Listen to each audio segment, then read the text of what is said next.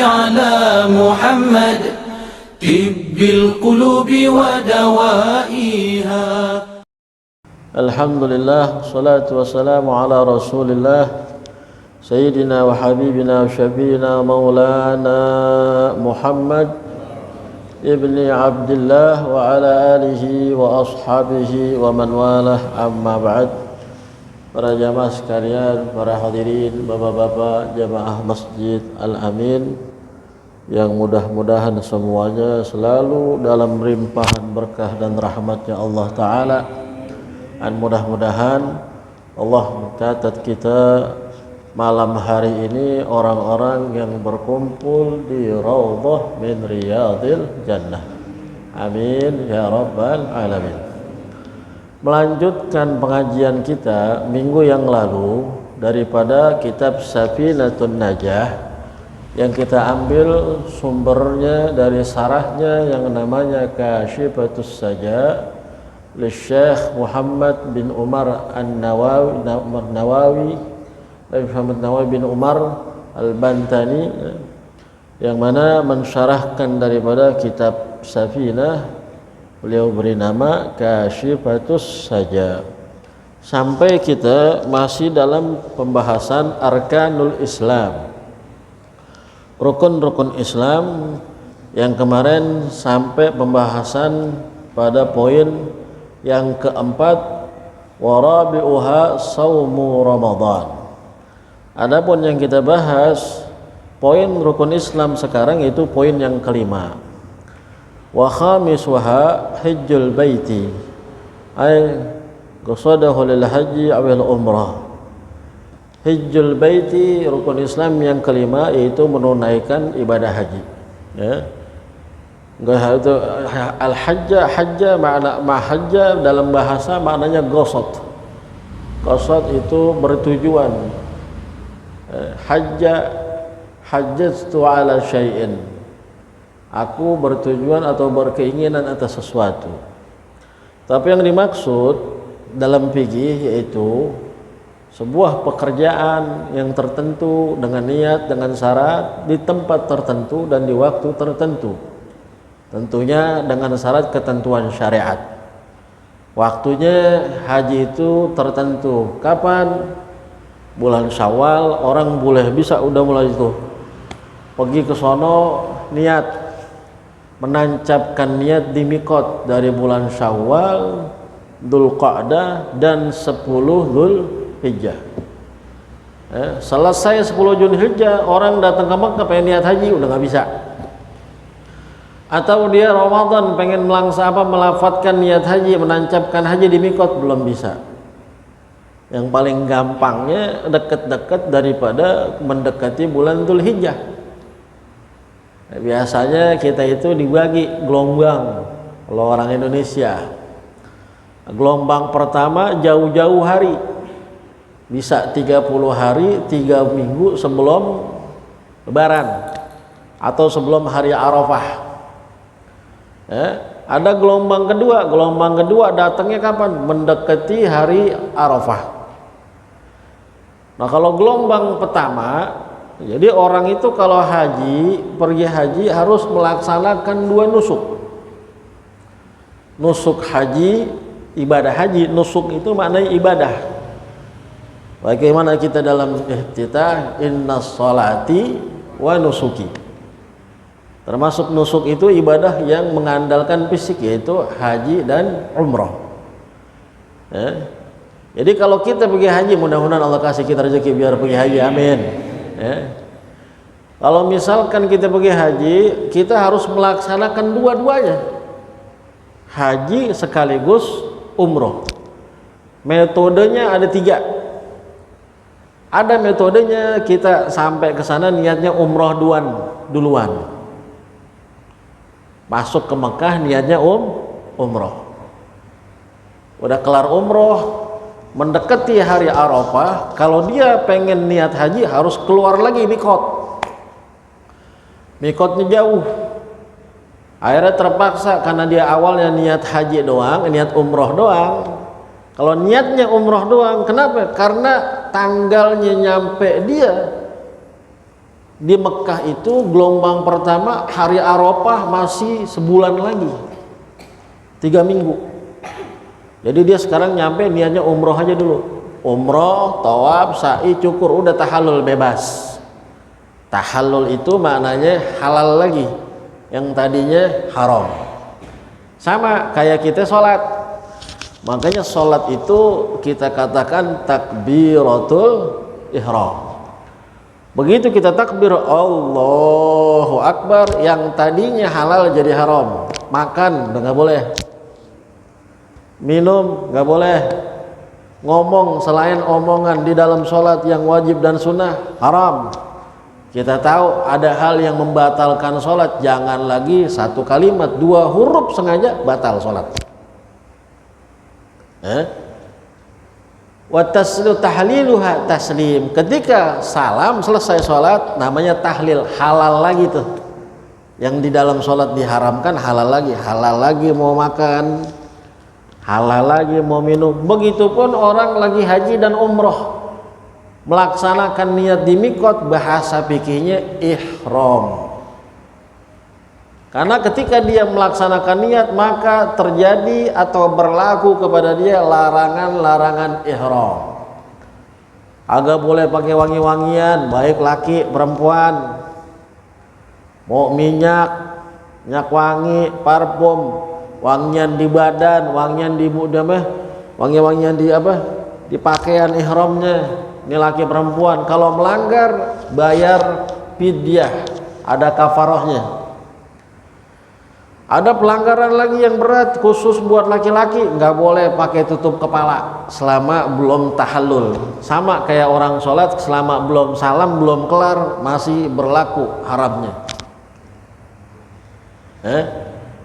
Pakai tutup pala nih nggak boleh orang laki kalau lagi ihram sebelum tahallul. Orang perempuan nggak boleh tutup muka sama telapak tangan, sama kayak sholat. Perempuan kalau sholat muka wajib dibuka nggak? Wajib. Telapak tangan wajib dibuka. Terus kalau sampai belum tahallul dia berhubungan badan, kena namanya kafaratul uzma. Dia harus potong beli 1 ekor unta. Wah lu. Itu namanya larangan-larangan. Kalau yang udah pernah haji, udah pernah umroh, biasanya tahu dijabarin tuh. Sebutkan dalam fikih. Nah kalau orang ngelaksanain umroh, rukunnya cuman niat di mikot, masuk ke Mekah, laksanain tawaf 7 kali, 7 putaran, terus sa'i, sofa ke marwah, marwah ke sofa 7 kali balik, udah cukur minimal 3 helai, tahallul, kelar, bebas. Karena saat ihram itu orang laki diharamkan memakai pakaian yang berjahit mengelilingi tubuh. Nih baju nih, ngelilingin tubuhnya dijahit. Celana dalam, jam tangan ada perbedaan pendapat ulama. Kalau jam tangan yang model rantai tuh ujungnya nggak kebuka, itu termasuk muhid katanya sebagian. Sepatu, kos kaki, itu lagi haji mau umroh, larang. Kalau orang perempuan emang harus pakai pakaian, terkecuali muka sama lapak tangan kebuka. Makanya orang laki pakaiannya hanya kain 2 lembar. Ya jadi ngelilingin tubuhnya ujung-ujungnya nggak dijahit, dilipat. Kalau pakai baju, kaos, kan ngelilingin tubuh jahit tuh ujungnya. Ini namanya larangan. Dia pakai, ada bayar kafarah. Nah kalau dia sampai ke Mekah masih jauh jaraknya sampai kepada hari Arafah, maka dia boleh memilih metode masuk ke Mekah hanya niat melakukan umroh. Kenapa? Karena kalau niatnya umroh, selesai umroh tahallul udah bebas. Tinggal nanti deket-deket hari Arafah dia pengen niat haji, dia nggak bisa keluar. Kalau keluar lagi ke mikot jauh, tinggal dia bayar dam.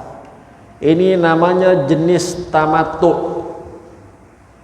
Ada metode yang kedua, begitu sampai Mekah niatnya umroh dan haji bareng. Aku niat haji dan niat umrah wa ahramtu bihima, dan aku berihram karena haji dan umrah karena Allah Ta'ala. Nah ini karena niatnya 2, masuk Mekah walaupun umrohnya udah kelar belum tahallul, karena dia niatnya nggak umroh, niatnya sama haji. Nah kalau sampai ke hari Arafahnya masih 3 minggu, nah dia nggak boleh tuh ngelakuin hal-hal yang dilarang, pakai minyak wangi, nggak boleh mandi pakai sabun, nggak boleh pakai sampo, maka terseksa. Tapi yang cara metode ini kalau dia bisa laksanain, paling kagak dia terbebas dari dam. Ada lagi metode ketiga, masuk ke Mekah niatnya haji duluanan, kloter atau gelombang haji kedua. Kapan? Sampai Mekah, turun di Jeddah tanggal 4 Dzulhijjah. Berapa hari lagi hari Arafah tuh? 5. Udah dia niat haji aja udah. Begitu di Mekah di mikot, aku niat haji dan aku berihram untuk haji karena Allah, udah dijaga tuh. Cuma 5 hari nunggunya. 5 hari. 5 hari, karena kalau haji itu tahallulnya kapan? Tahallul haji itu bisa terlaksana pas selesai mabit di Muzdalifah. Jadi begitu dari niat haji, selama sampai mabit itu harus orang laki, nggak boleh laki, perempuan nggak boleh pakai minyak wangi, nggak boleh pakai minyak-minyakan, nggak boleh mandi pakai sabun yang wangi-wangian. Terus apa lagi tuh? Nggak boleh pakai baju yang melipat tuh ngelilingin tubuh dengan dijahit. Nah orang haji tahallulnya kapan? Orang haji kan puncaknya wukuf di padang Arafah kapan? Hari ke-9 atau 9 Dzulhijjah. Sampai kapan? Sampai melewati atau tergelincir matahari mengarah ke tenggelam. Tapi afdolnya sampai nungguin tenggelam, maghrib. Selesai maghrib, udah boleh jamaah haji mengarah ke Muzdalifah. Wajib nginep di Muzdalifah. Syaratnya minimal apa? Dia mendapatkan juz'un min nahar wa juz'un min lail. Jadi dia mendapatkan sebelum separuh malam dan sesudah separuh malam. Minimal dia ada di Muzdalifah itu dari jam 11 sampai jam 1, atau setengah 2 sampai setengah 1. Tengah malam kan jam 12. Dia udah ada di situ, nginep diam aja di situ, ada di Muzdalifah sebelum jam 12 dan sebelum jam 2, memenuhi syarat wajib. Selesai dia mabit, maka dia boleh melaksanakan tawaf ifadah. Jadi ini orang haji ini benar-benar ekstra nih, ekstra. Makanya kalau habis hari itu dari tanggal 8 biasanya itu hari tarwiyah, jalan kilo-kilo, dia pengen keber lagi bahasa kita. Mabit di Muzdalifah dia nggak tidur, udah dapatnya jam 1, udah dapat nginep, pergi ke Mekah. Arafah itu dari Mekah nggak sekilo lebih, harus pakai mobil.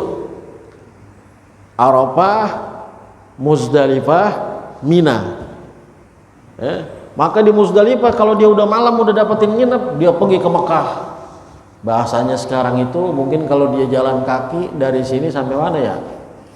Sampai Senen kali. Senen kali ya. Banyak orang yang kuat jalan kaki. Tapi kalau ada yang tahu ada banyak tukang ojek juga. Saya dulu ngalamin ada tukang ojek. Kang ojek pakai motor. Sampai Mekah tuh jamaah Mekah di Masjidil Haram sepi, nggak ada orang. Karena orang-orang semua pada capek, rata-rata umumnya jamaah di Muzdalifah itu pada tidur sampai subuh.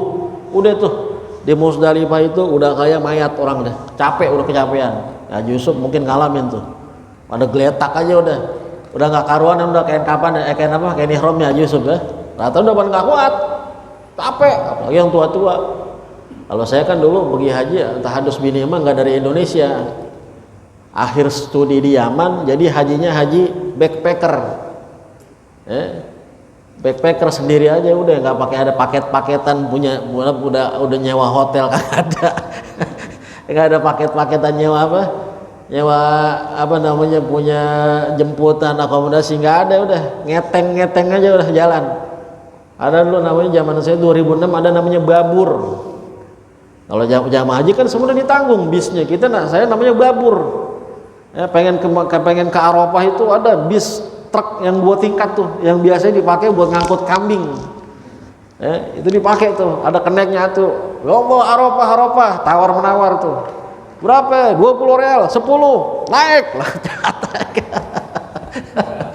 Ingat tahun 2006 tuh saya barbar udah. Asal jadi aja, tapi alhamdulillah. Pas selesai Musdalifah ke Mekah, sepi karena orang-orang rata-rata pada tidur tuh malam takbiran tuh. Malam takbiran nih kejadiannya. Padahal kalau dia udah ngelewatin 12 dia udah dapat syarat. Kalau dia mau ke Mekah, kagak ada orang tuh Mekah. Dia tawaf sendiri. Berapa orang? Askar aja itu dikit karena askar kebanyakan pasti pusatnya di Musdalifah sama di Mina. Itu menjelang hari tasrik, hari lempar jumroh. Semua askar di sana udah. Tawaf di situ, sa'i, cukur, udah tahallul awal namanya. Udah bebas, pakai bajuan bebas. Jadi itu malam jamaah haji baru namanya tahallul awal, bisa bebas, boleh pakai wangi-wangian. Bayangin kalau orang niat haji dari pertengahan Dzulqa'dah atau 20 hari seumpamanya sebelum hari Arafah niat haji, bisa tahallulnya kapan? Bisa tahallulnya pada saat hari raya Idul. Berapa hari tuh dia tahanin, nggak mandi pakai sabun, nggak boleh pakai wangi-wangian, wah berat. Makanya cara yang pertama tadi namanya tamattu, li'annal hujjaj yatamatta'u bi isqa yatamatta'u bidaf'id dam. Karena si hujjat itu yatamatta'u dia ngambil satu sisi keuntungan. Dia nggak capek melaksanakan lagi niat hajinya di mikot, tapi dia harus denda dengan membayar dam, nyembelih kambing. Biasanya kambing harganya 300 real. 300 real, 350 kali 4.000 berapa tuh? 300 kali 4.000 kurang lebih 1,5 juta dah, nggak sampai 2 juta beli kambing kudu tuh. Ada lagi itu, jadi caranya ada 3, namanya masuk niatnya umroh duluan, tapi pas niat haji dia harus keluar, dia nggak keluar dia bayar dam. Cara yang kedua niatnya haji sama umroh bareng, namanya ini kiron. Kalau tadi pertama tamattu, sering kan dengar haji tamattu. Nah kalau yang cara kedua metodenya niatnya dibarengin haji sama umroh, namanya kiron. Yang ketiga masuknya deket hari-hari Arafah, maka dia mampir di Mekah, dia niatnya haji duluan. Kelar haji langsung dia niat lagi melaksanakan umroh, karena mikotnya umroh deket dari Mekah. Paling deket Masjid Tan'im, Masjid Aisyah. Naik taksi bayar 10 real patungan, 5 orang 10 nyewa taksi nyampe sholat 2 rakaat, niat, dianterin lagi sampai Masjidil Haram umroh. Ini yang terakhir namanya ifrad. 3 metode dalam pelaksanaan haji. Detailnya nanti dalam bab haji atau dalam bab manasik. Jadi kalau kita pengen haji umroh, bagusnya memang duduk lagi sama orang yang ngerti. Karena orang yang belum pengalaman sama sono kayak emang kagak bisa, di kepala tuh gambarinnya sulit. Bahkan kalau saya terangin sama orang yang belum haji juga, bapak juga bingung gambarinnya. Betul gak? Nggak ada di kepala gambarannya. Wa nastata'a ilaihi sabila, diwajibkan haji bagi orang yang punya kemampuan jalan ke haji tersebut. Kata ulama sebagian dalam satu kitab, istita'ah itu kemampuan bagi orang yang haji ada 2 macam. Istita'ah li nafsi wa istita'ah lil ghair. Mampu untuk dirinya sendiri, dirinya sehat, punya duit, bisa punya dana sampai Mekah, bekal di sono, punya lagi dana untuk ongkos sampai pulang. Kalau sekarang kan udah harus paket beli. Kalau zaman dulu modal sendiri tuh, hitung-hitungan duit kita yang pegang diri zaman dulu. Terus ninggalin duit orang-orang yang wajib napakahkan sama dia di rumahnya sampai dia pulang. Itu namanya mampu. Dianya sehat, afiat, dianya mampu, hartanya ada. Ini namanya istita'ah li nafsi. Jadi jangan kita maksain pergi haji, ya. Ada duitnya buat pergi haji bisa, cuman anak bini di rumah nggak kena keempanan nih. Aduh, wanikat dah pergi haji aja dah. Biarin anak bini serahin sama Allah lah, jangan. Akhirnya anak bini diserahin sama Allah, kita haji, anak bini kita akhirnya nggak tahu ngamen terusan di lampu merah, gara-gara nggak ditinggalin duit, dolim, nggak boleh. Jadi mampu buat dianya sehat dan punya biaya buat orang yang ditinggalin dari orang keluarga yang wajib dia nafkahkan. Ada lagi yang kedua, istita'ah lil ghair, mampu buat orang lain. Dia kena wajib haji, tapi satu yang kurang, nggak ada sehat, payah, udah sakit parah, apalagi udah sampai meninggal. Jadi kalau ada orang baru punya duit, alhamdulillah punya duit, entah dapat bonus, pensiun, atau dapat dari mana, dapat lungsuran, warisan, apa, punya duit 200 juta, bisa gak pergi haji? Bisa. Daftarnya cuma 40 atau 50 mungkin dari pemerintah, tapi dia udah payah sehatnya, udah punya jantung, asma, jalan 10 meter udah ngos-ngosan, udah dituntun, sekarang baru tumben punya duit.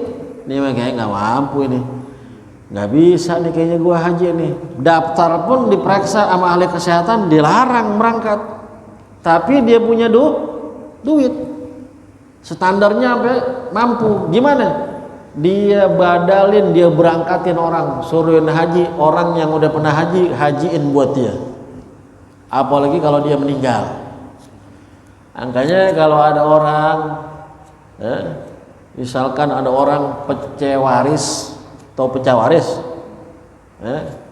bapaknya juragan meninggal, akhirnya peninggalnya banyak, mobil 4, ruko 20, wah juragan dah, sawah 5 hektar, bagi-bagi dijual, anak-anaknya dapat sarang 2 miliar, luar biasa gak tuh? Aduh gimana tuh? Tapi bapaknya belum sampai ngelaksanain berarti lagi hidup punya duit gak tuh bapaknya? Dia punya utang tuh sama Allah.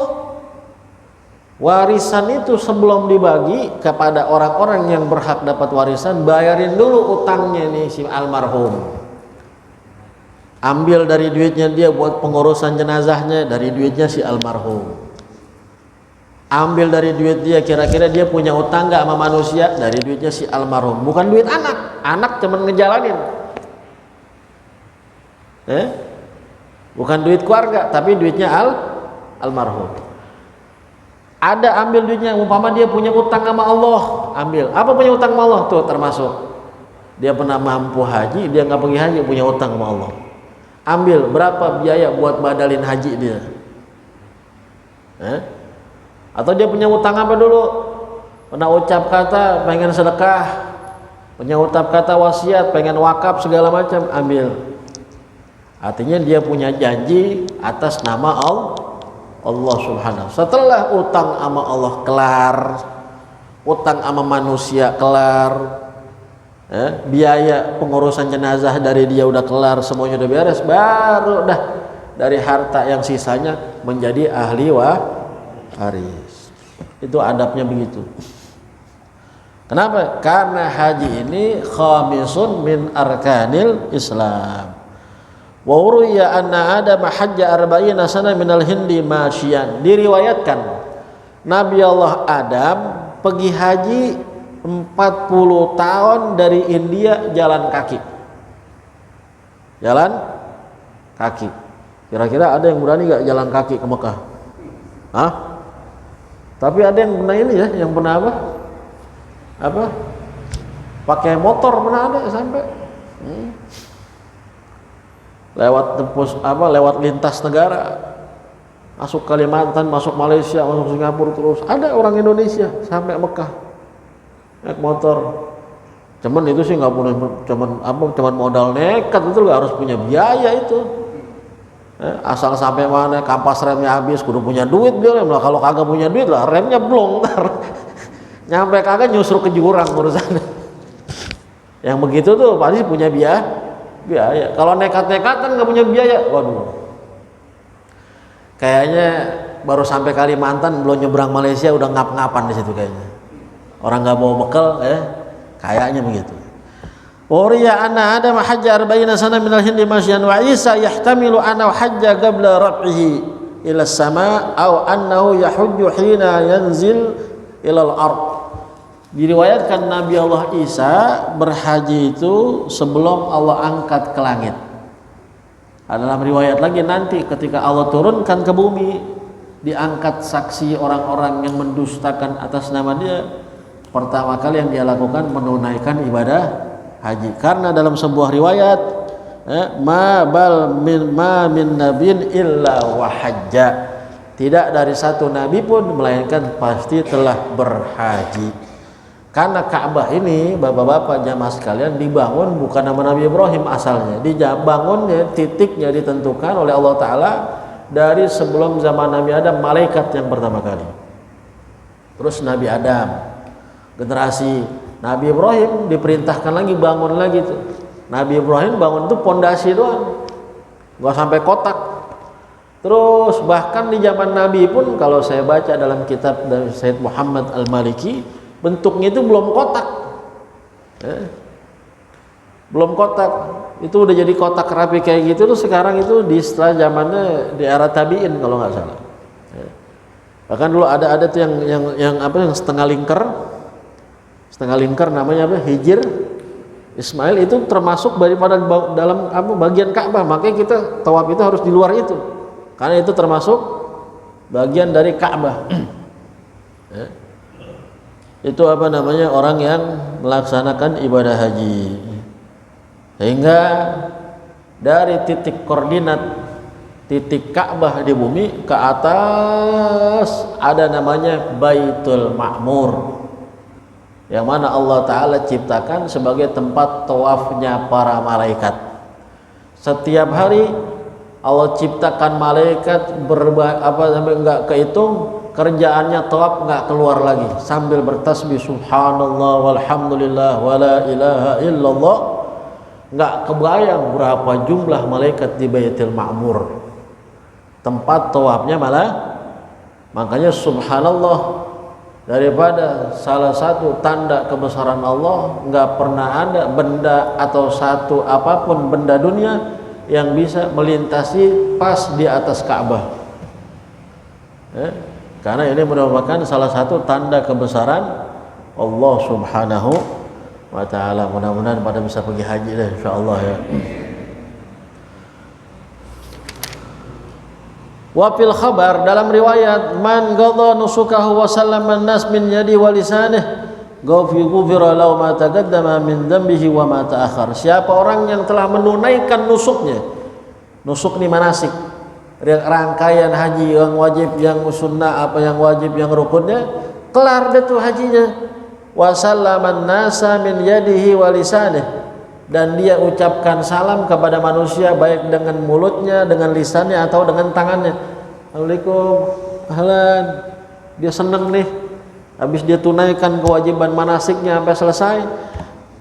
Ghufira lahu ma taqaddama min dhanbihi wa ma ta'akhkhara. Wasallaman nas, dia selamat manusia. Udah dia tunaikan haji, manusia dia selamat, mulutnya dan tangannya enggak berbuat jahat kepada manusia. Manusia terselamatkan dari mulut dan tangan dia, maka kata Rasul Allah Ta'ala ampunkan dosanya yang lalu dan yang akan datang. Dalam riwayat Nabi SAW berdoa, Allahumma ghfir lil haj wa liman istaghfara lahul haj. Ya Allah, ampunin orang yang berhaji dan orang-orang yang dimintain ampun sama orang yang haji. Makanya orang kalau haji itu minimal kalau orang datang tuh ajak istighfar. Astagfirullah, ayo istighfar, tuh adabnya begitu. Karena doa Nabi bilang ampunin orang yang haji dan orang-orang yang dimintain ampun sama orang yang berhaji. Ini kita nih kalau dimintain ampun sama orang yang berhaji, pulang haji berkah. Salah satu doa itu udah ada dari Rasulullah SAW. Ya Allah, kita didatang 5 orang, jenguk saudara, tetangga jamaah yang pulang haji, datang oleh-oleh belakangan dah, zam-zam belakangan. Yang penting itu apa? Doa dan mintain ampun pada Allah dari dia. Ya Allah, ampunin nih orang-orang dosanya.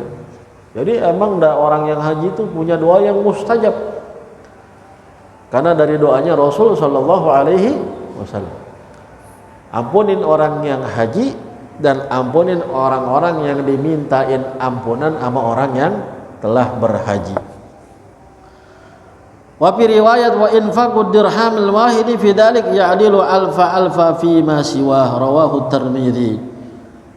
Dalam riwayat 1 dirham yang diinfakkan untuk menunaikan haji dan umroh nggak ada ruginya, sama saja dia akan diganti akan menyamai nilai beribu-ribu daripada lain untuk ditunaikan selain haji dan umroh. Jadi nggak ada ruginya, karena termasuk doanya Rasul SAW juga seperti itu. Al-hujjaj wal ummar wafdullah. Orang yang haji, orang yang umroh adalah tetamu delegasi undangan Allah. Fa idza da'au kalau mereka berdoa ujibu.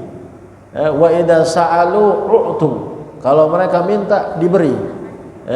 Wa ma anfaqu, dan yang mereka keluarkan daripada harta untuk haji umroh ukhlifa alaihim, akan diganti berlipat ganda sama Allah Subhanahu wa taala. Ini kalau orang punya rezeki bisa haji bisa umroh, alhamdulillah. Apalagi kalau kita masih muda, bisa umroh dulu. Habis umroh, udah selesai umroh punya rezeki, pulang nabung, 5 tahunnya lagi pergi, enak gak? Mau gitu? Ana juga mau lagi kalau gitu. Mudah-mudahan kita doain, mudah-mudahan Allah Subhanahu wa taala takdirin lagi orang yang pada haji jamaah Indonesia umroh bisa sampai lagi ke Baitullah Al-Mukarramah. Memang luar biasa. Masa pandemi ini jadi hujan, tapi yang sekarang di sana udah semuanya udah normal.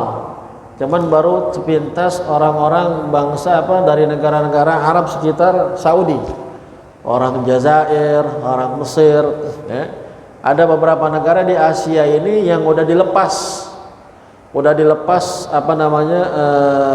istilahnya udah diperbolehkan, tapi negaranya belum izinin keluar. Di antaranya Singapura, Indonesia, Malaysia. Indonesia izin boleh masuk ke Saudi masih bertahap. Tapi kalau udah dapat izin nanti tergantung lagi dari kebijakan pemerintah Indonesia. Sekarang udah alhamdulillah rame, yang tawaf, yang sholat, pintu-pintu jamaah udah dibuka, udah nggak pakai lagi aplikasi tawakalna, aplikasi tamarna. Dulu 1 pintu, kemarin masa pandemi 1 pintu keluar 1 pintu itu lagi. Ada aplikasi di handphone, kayak yang kita habis vaksin lindungi, so namanya tamarna, tahuan tuh keluar masuknya, udah vaksin apa belum. Kalau orang nggak ada memenuhi syarat, masuk nekat nerobos dari pintu yang mana, tegrep masuk penjara. Kemarin begitu. Sekarang udah udah nggak pakai jarak udah dicabut-cabutin, udah bebas. Mudah-mudahan Allah takdirin lagi jamaah haji Indonesia, jamaah umroh bisa sampai ke Mekah. Luar biasa, karena kejadian tahun kemarin saya pas Maret punya schedule itu, Bapak jamaah sekalian. Pas Maret, pas pandemik lagi. Pas Januari kan saya baru pulang yang dari Turki juga tuh. Ada schedule lagi pas Maret, pas pandemik. Sampai sekarang. Travel saya itu, di travel kita itu yang entry udah 6.500 jamaah. Belum travel yang lain. Makanya kalau berangkat Indonesia paling banyak raja ini bukan. Insyaallah, mudah-mudahan Allah kasih kita rezeki, insyaallah bisa umroh, bisa pergi haji, bisa berziarah ke makamnya Rasulullah sallallahu alaihi wasallam. Amin ya rabbal alamin. Rabbana taqabbal minna innaka antas samiul alim wa tub alaina innaka antat tawwabur rahim. Rabbana atina fid dunya hasanah wa fil akhirati hasanah wa qina adzabannar. Allahumma anfa'na bima 'allamtana wa 'allimna alladhi yanfa'una. Allahumma faqqihna wa faqqih ahlana wa qarabatin lana fi dinina. Wa sallallahu ala sayyidina Muhammadin wa ala alihi wa sahbihi wa sallam. Alhamdulillahi rabbil alamin. Ya Allahumma salli ala Muhammad tibbil qulubi wa dawai